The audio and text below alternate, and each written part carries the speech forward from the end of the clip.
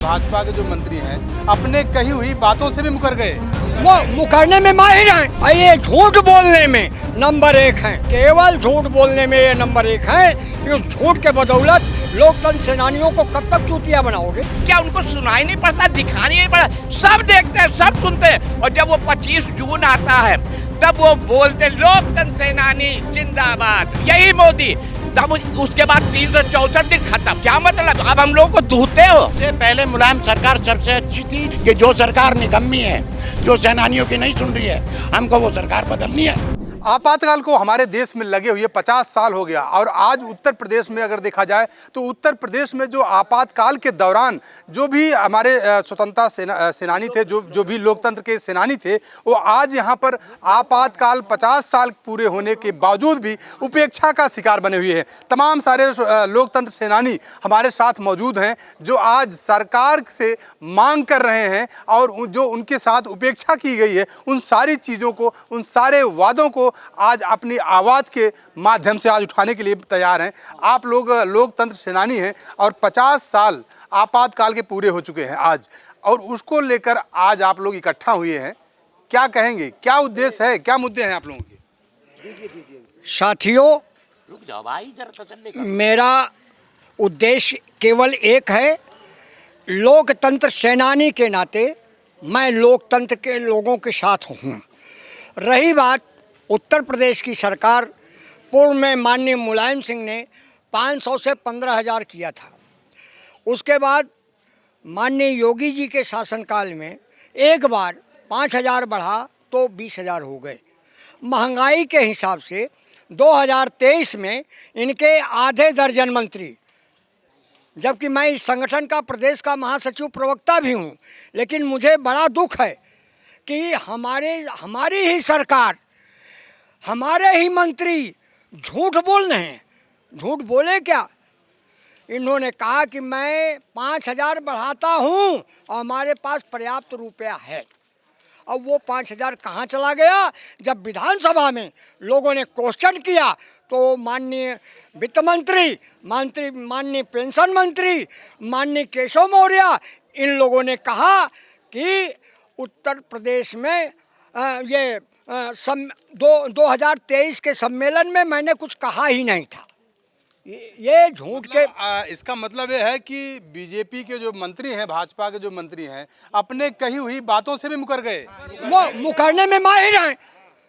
मुकरने में माहिर हैं और ये झूठ बोलने में नंबर 1 हैं। केवल झूठ बोलने में ये नंबर 1 हैं। इस झूठ के बदौलत लोकतंत्र सेनानियों को कब तक चूतिया बनाओगे? और रही बात, आज मैं, हमारे अध्यक्ष जी अंदर हैं, मैं कुछ नहीं कहूँगा। कुछ लोग ऐसे भी हैं जो संगठन को बदनाम करने की कोशिश कर रहे हैं। मैं इनको दल से बाहर निकालूंगा और कुछ ही दिनों में, ज़्यादा समय नहीं है। अगर सरकार आप लोग लोकतंत्र सेनानी हैं और सरकार आप लोगों की मांगे अगर नहीं मान रही है, आप लोगों की लगातार उपेक्षा की जा रही है, तो फिर इसके बदले इसके अगला कदम क्या होगा? क्या सोच रहे हैं आप? देखो, सच्चाई तो ये है, हम सबसे कम उम्र के थे तो हम 73 साल के हैं, सब 80-85 साल के हैं। अब वास्तव में क्रीम हम लोगों के अंदर की खत्म हो गई है। बस दुख इस बात का है, आज वहाँ पर मलाई खा रहे हैं, उनकी जड़ हमने बनाई। आज हम सब जड़ हैं। हम जड़ ना होते तो आज ये यहाँ पर क्रीम ना खाते। और जड़ों का अपमान करना ये भगवान को धोखा देने के बड़ा। हम इनसे ये नहीं कह रहे आप कुछ करो, हमारे सम्मान को आप ठेस मत पहुँचाओ। हम लोग कुछ ऐसे हैं जिन्होंने नौकरी छोड़ दी, जिन्होंने हम तो ग्रेजुएशन कर रहे थे, स्कूल से बाहर निकला, किसी औकात के नहीं बचे थे, फिर छोटे मोटे काम शुरू किए।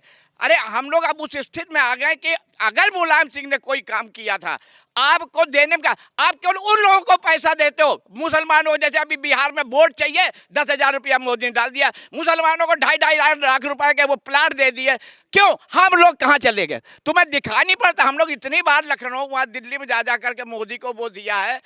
क्या उनको सुनाई नहीं पड़ता, दिखानी नहीं पड़ता? सब देखते हैं, सब सुनते हैं। और जब वो 25 जून आता है तब वो बोलते लोकतंत्र सेनानी जिंदाबाद, यही मोदी। तब उसके बाद 364 दिन खत्म। क्या मतलब? अब हम लोगों को दूहते हो। मतलब आपका कहने का मतलब है कि सरकार जो है लगातार उपेक्षा कर रही है। अगर सरकार उपेक्षा कर रही है, अगर आप लोगों की सुनवाई नहीं हो रही है, तो फिर अगला आप लोग का कदम क्या उठाएंगे? क्योंकि सरकार तो लगातार बीजेपी की है। अगर फिर भी सुनवाई नहीं हो रही है, फिर क्या सरकार बदलेंगे या सरकार दूसरी ले एक आएंगे? चीज और कहना चाहेंगे, केवल एक चीज। अभी योगी ने कहा सब परिवार इलाज आपका फ्री होगा, ठीक है। हम चलते हैं किसी अस्पताल में, ले चले, कोई हमारा एक पैसा का इलाज करवा के दिखा दे। योगी को चुनौती है इस बात की। क्या हुआ, तुम अभी बोल के गए हो, मेरे पास उसका रिकॉर्ड है। तो क्या मतलब है, तुम योगी ऐसे आदमी अगर झूठे हो सकते हो तो इनको लोगों क्या, ये तो पक्के झूठे हैं। बिल्कुल पक्के झूठे हैं। बिल्कुल बिल्कुल क्या कहेंगे? देखिए, मैं भाई की बात का समर्थन करता हूं, चूंकि मैं शर्मिंदा हूं, इसलिए अंदर नहीं जा रहा हूं।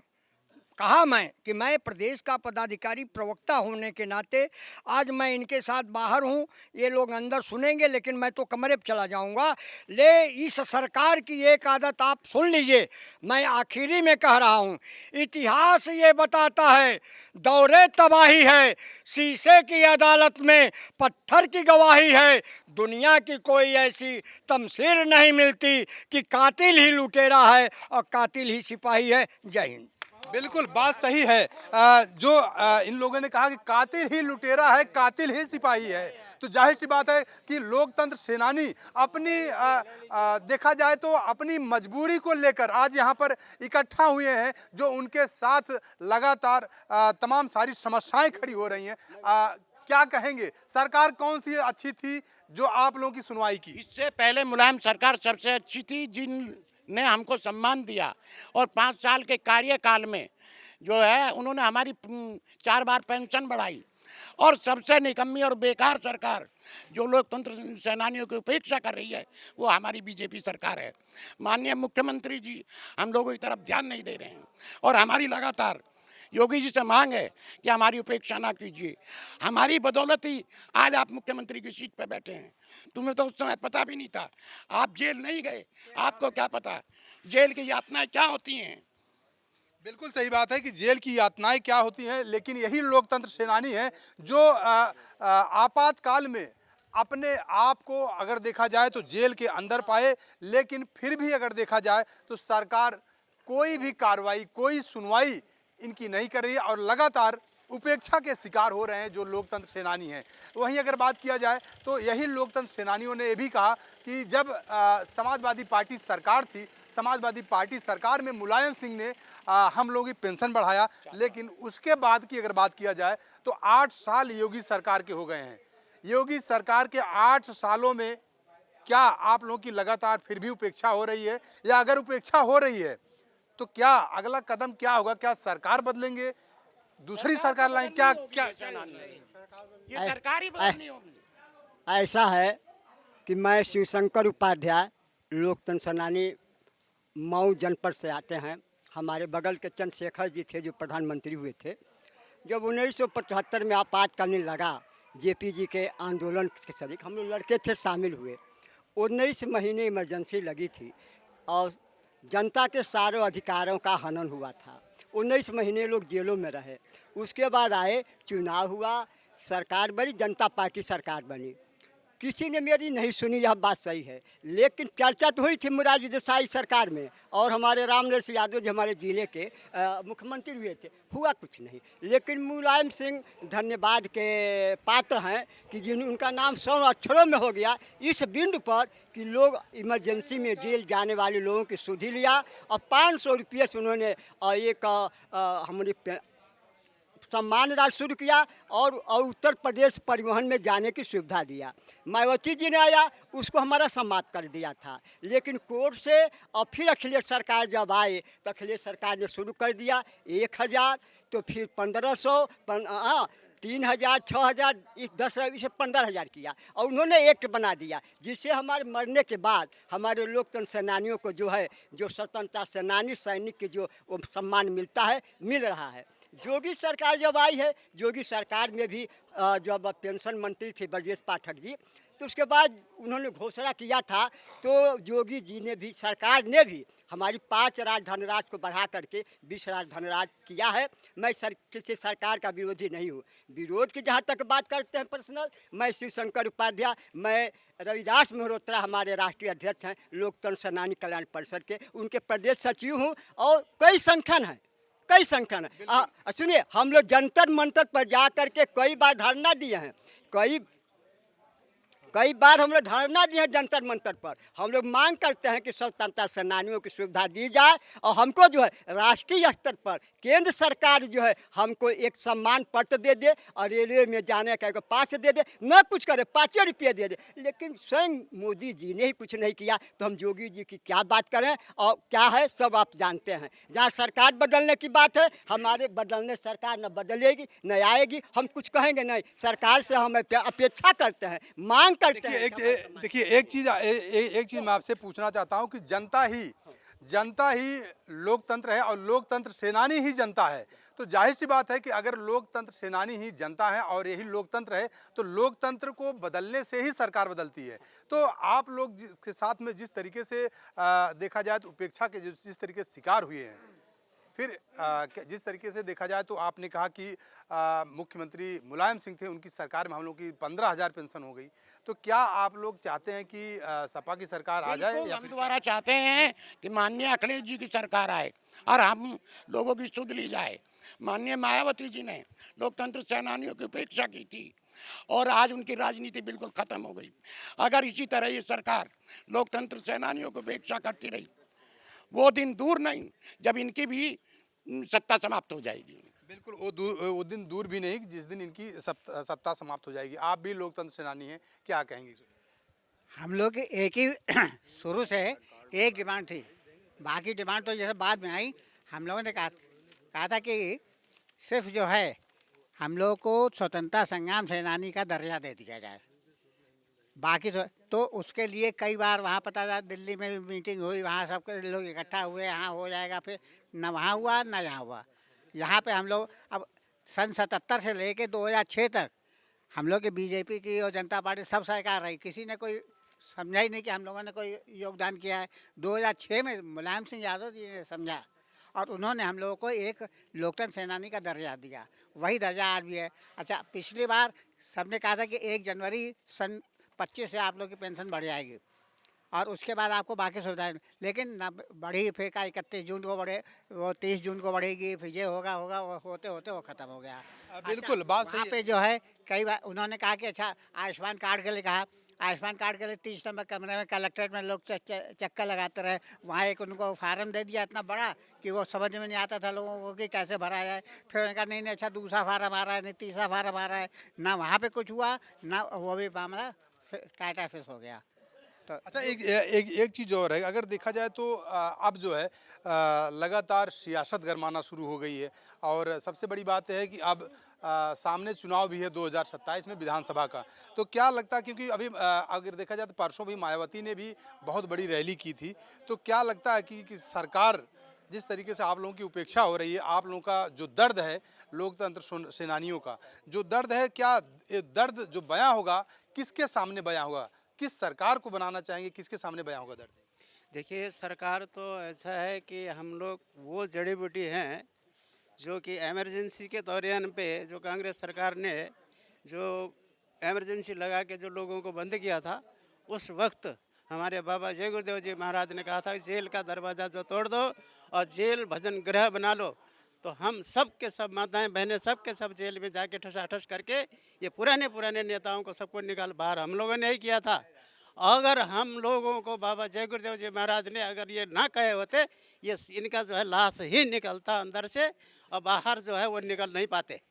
ये बात है। बिल्कुल, लाश ही निकलता। आप भी इसी लोकतंत्र का हिस्सा हैं, लोकतंत्र सेनानी के हिस्सा हैं। जो आप लोगों का दर्द आज छलक रहा है, आखिर इस दर्द को पहुंचने वाले, अगर आप जिस तरीके से आप लोगों ने बताया कि इस दर्द को पहुंचने वाले नेताजी मुलायम सिंह यादव थे, लेकिन अब अगर देखा जाए बीजेपी की सरकार 8 साल हो गया, 8 सालों में क्या दर्द आप लोगों का सुना गया, या कोई भी इस दर्द को जो आंसू था कोई पहुंचने वाला मिला इसको, या अगर नहीं पहुंचा तो क्या कदम होगा?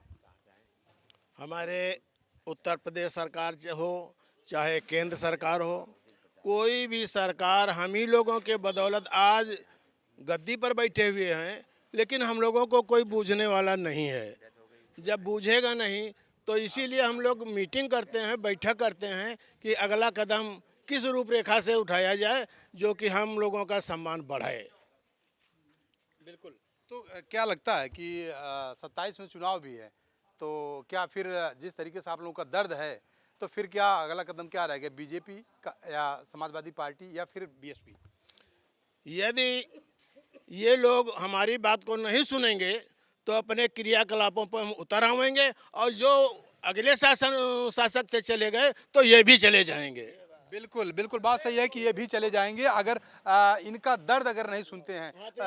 आप भी स्वतंत्रता, आप भी लोकतंत्र सेनानी हैं, क्या कहेंगे? आपातकाल की जन्मभूमि रायबरेली, जहाँ से आपातकाल का न्योता दिया गया पूरे देश को, इंदिरा जी हमारे यहाँ से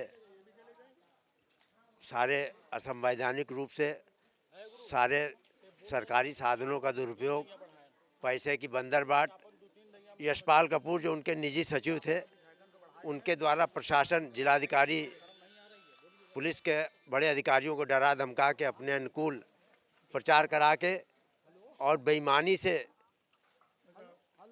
लोकसभा चुनाव जीती सन 71 का। सारे दस्तावेज इकट्ठा करके इलाहाबाद हाई कोर्ट में पिटीशन दायर किया गया राजनारायण जी के नेतृत्व में। जगमोहन लाल सिन्हा जिन्होंने सिटिंग प्राइम मिनिस्टर के चुनाव को निरस्त किया। देखिए, एक चीज़ मैं पूछना चाहता हूं आपसे, आप लोकतंत्र सेनानी हैं, आप लोगों का जो दर्द है, अगर दर्द नहीं सुना जा रहा है तो अगला कदम क्या होगा? देखिए, जिस समय हमने संघर्ष किया, मैं राष्ट्रीय स्वयंसेवक संघ से जुड़ा हुआ हूँ, संगठन के आह्वान पर हम लोगों ने ये सब किया। उस समय मेरी आयु उस समय लगभग 23 वर्ष, समय मैं 75 साल के करीब हूँ। मैंने ये नहीं सोचा था कि सरकार मुझको सम्मानित करेगी, पेंशन देगी।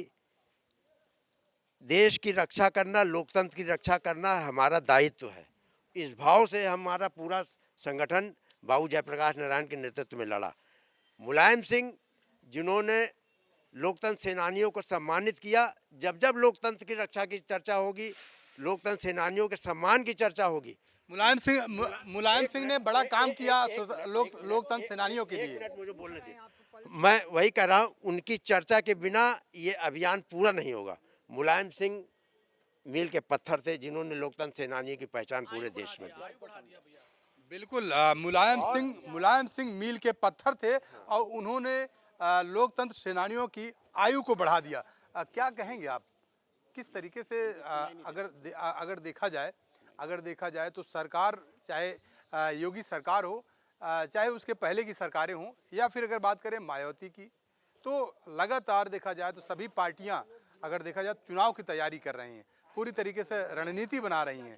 लेकिन जिस तरीके से लोकतंत्र सेनानियों का दर्द है, और जो ये दर्द जो अगर देखा जाए तो जो सरकार अगर नहीं सुन रही है, तो इस दर्द को किसके सामने आप कहेंगे, फिर इसके अलावा कौन सा विकल्प चुनेंगे? असल में सही बात ये है कि अगर ये बस चलता तो योगी जी हमारी ये पेंशन भी बंद कर देते। हम लोगों ने हाई कोर्ट में मुकदमा लड़ा और हमें वहाँ से बहाल हुआ। और दूसरी बात ये रही कि जो सरकार निकम्मी है, जो सेनानियों की नहीं सुन रही है, हमको वो सरकार बदलनी है, और ये सरकार 2027 में बदलेगी अगर सेनानियों की बात नहीं सुनेगी। बिल्कुल बिल्कुल। क्या आखिरी में मैं बोल रहा हूँ, मेरी एक इच्छा है कि सारे यूपी के लोकतंत्र सेनानी एक बार विधानसभा घेरें, और घेरने के बाद मैं सरकार को चैलेंज दूंगा, या तो ये पैसा ही बंद कर दें, या तो लोकतंत्र सेनानियों की आवाज़ सुनें और लोकतंत्र सेनानियों की समस्याओं का निराकरण करें। बिल्कुल बिल्कुल, आपने पूरे लोकतंत्र सेनानियों का दर्द सुना। उनका जो दर्द था लोकतंत्र सेनानियों का, उन्होंने अपना दर्द बयां किया। लेकिन उन्होंने ये भी कहा कि जिस समय नेताजी मुलायम सिंह की सरकार थी, उस सरकार में हम लोगों के साथ नेताजी मुलायम सिंह ने हम लोगों का दर्द सुना और हम लोगों की पेंशन को 500 रुपये से बढ़ाकर 15,000 किया। लेकिन अब जो सरकारें हैं, उस सरकारें लोकतंत्र सेनानियों का जो दर्द है वो दर्द नहीं सुन रही है। अगर सरकार हम लोग का दर्द नहीं सुनती है तो ऐसी सरकार को 2027 में उखाड़ कर फेंकने का काम करेंगे। कैमरा पर्सन नफीस के साथ राजेश यादव, TV 24 नेटवर्क, लखनऊ।